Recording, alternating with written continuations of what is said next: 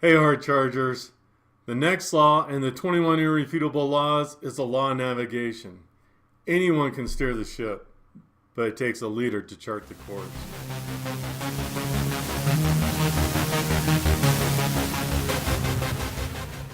Alright, before we get into the rest of these laws, I know we're only at law 4, but there's something I wanted to talk over with you. And that is, not everybody is going to be good in all 21 laws. It's just not going to be that way. As a matter of fact, Law 4 is probably one of my weaker laws. I'm okay at management because the law of navigation is more of a leader-manager type of role. You have to be able to get down into the weeds. So I got 2 courses of action that I could take. I can try to make myself better in the law of navigation. That'll probably give me about a 20% benefit. Not too bad. Or I could spend my time and make my strong laws even stronger. That'll give me about an 80% benefit. And then augment my team to somebody who's better at being down in the weeds. It's not that one person is more valuable or less valuable than the other person. They're all equally valuable. It's just that some people have a long suit or are stronger in other laws than you are, and you got to recognize that, and you got to augment your team with it. Hey, look, does the quarterback always run the ball? So as a leader, you got to recognize what you're weak in, what you're strong in, and then augment your team around you. The best way to demonstrate the law of navigation is this one story of these 2 explorers. This is back in 1911. Both these explorers were trying to get to the South Pole, be the first one to plant their flag. One explorer was named Roland Amundsen. He was from Norway. He was Norwegian. The second explorer was Robert Falcon Scott. He was a British naval officer.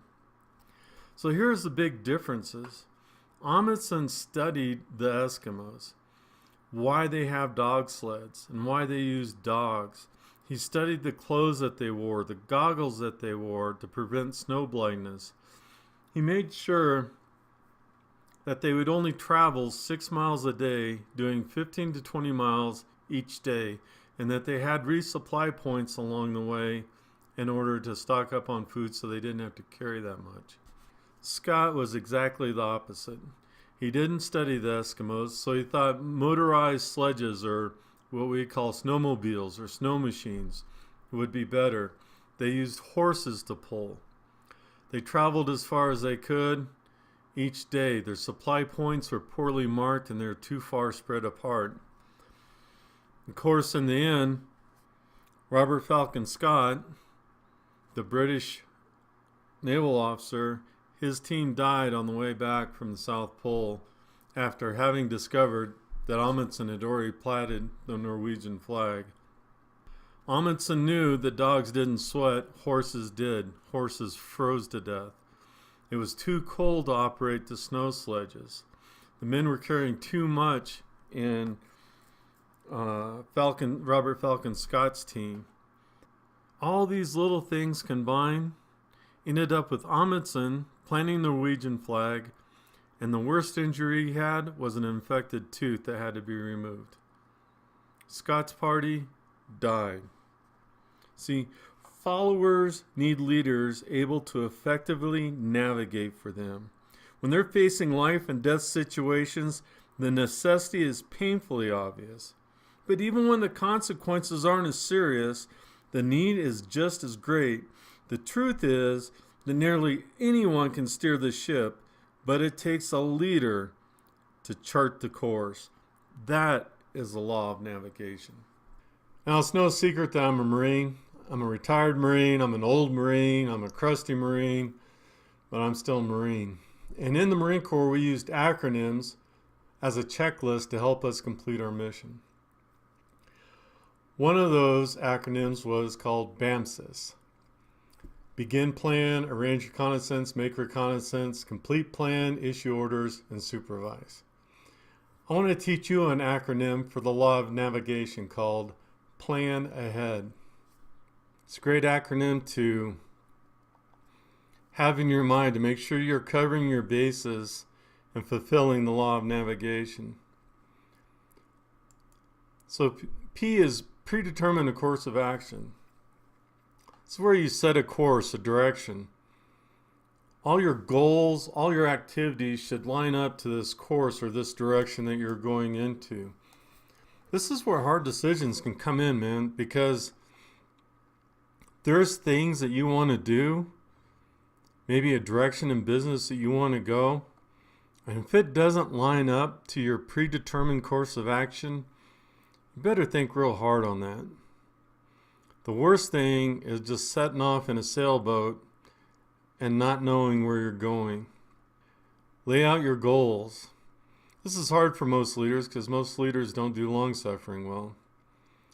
But you should communicate your goals and just let them seep in there for a little bit. Let your past reflections dwell on them.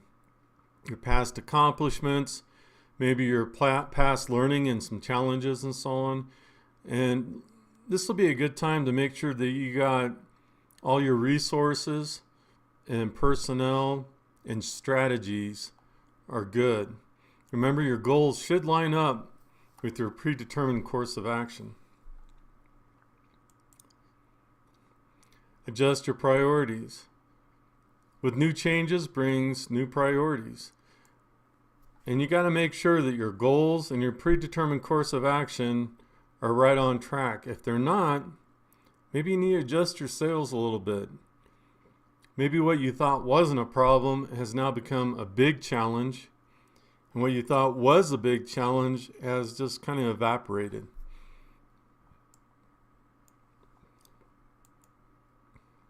Notify key personnel. This is the meeting before the meeting. There's a law that we'll go into later called the law of the inner circle. This is your key staff, and you got to make sure that your key staff are on board. You give your key staff time to speak into the priorities and the goals and get their reflections and their learned lessons in there so you know everything is on track. Allow time for acceptance. Patience when you communicate to your other staff. Announce the plan, you talk about it with no decisions on the agenda. So this is just a meeting. You got your key staff on board, you're spreading the word out further down the organization. You summarize and you prepare. This can take weeks. In some cases, I've seen this take months to allow time for acceptance to come in. People talk with their supervisors. The supervisors, of course, are locked in because you did your notify key personnel step beforehand. They alleviate symptoms. And it might also bring up some challenges you didn't think about that you need to adjust for. Head into action. You've got your course of action. Your goals line up with that course of action. You've adjusted your key priorities. You notified your inner circle. They're locked on. The rest of the organization knows where we're going, knows what's expected. They're locked on. You got your people, you got your resources, and you got your strategy, and now you're executed. Expect problems. I think it was Patton, I might be wrong, but I think it was Patton that said no plan survives contact with the enemy. Man, that is so true. You know, you can hear Murphy's Law or whatever you want. It doesn't matter. No plan survives contact with the enemy. Expect problems. Anytime you have movement, it produces frictions. Accept it and expect it. Always point to success. You always point out the small wins as you move towards your goal. And those small wins, you have to have internal marketing and internal selling. So you sell your people in your inner circle on these key little wins that you're achieving. If you don't point out the little wins, people won't know. You might expect them to know, but they won't know when they're doing good. And daily review your plan. If you don't reflect daily, you can't adjust course or even see the need for a course change. Vision leaks. When I say vision leaks, remember I said leaders have to have a vision? This predetermined course of action, these goals, the priorities, that sums up your vision. And it leaks. It just leaks out into the organization, and not in a good way. I'm talking like you got a leak in your fuel line in your car type leaking. So as you daily review your plan, always go over your course of action, your goals, your priorities.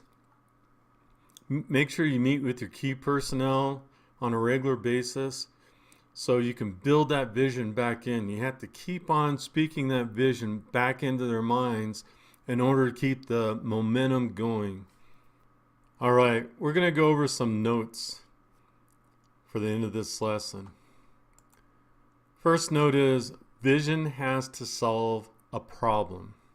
Vision has to solve something, a challenge, something that we're up against. If you're not solving a problem, then you're not continuously improving. Careful reflection.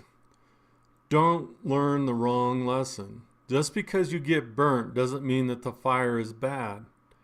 Maybe sticking your hand in the fire is bad. Learn the right lesson. Fail forward. Either you're getting up or you are up. Mistakes are common. If you're not making mistakes, then you're not pushing hard enough. If you're on the edge of the envelope, you're constantly making mistakes. Small ones, but you're constantly making mistakes. You fail, you fall down, you figure out why you fell down, make the minor course correction, get the learning out of it, and get back up. The last one is keep success in the right perspective. There's a sign I like to look at, and that is yesterday ended last night. I don't take my failures into the next day. I take my learning into the next day, but I don't take the failures into the next day. And the same thing with my successes. Because if I take my successes into the next day, then I sit on my laurels. So yesterday ended last night. Bring your skill set, bring your confidence, but leave your successes and your failures in yesterday where they belong. I hope you enjoyed this law. I know I have. And even though I'm just mediocre at it, I know I can augment my team in order to fill out my organization. As always, if you enjoyed my videos, please hit the subscribe button on my YouTube channel. Hit the like button. I love pushing out content, but I need to know what you guys think, so go ahead and make comments in the comment section also. Our next law will be the law of addition. I'm excited for that one too. We'll see you later.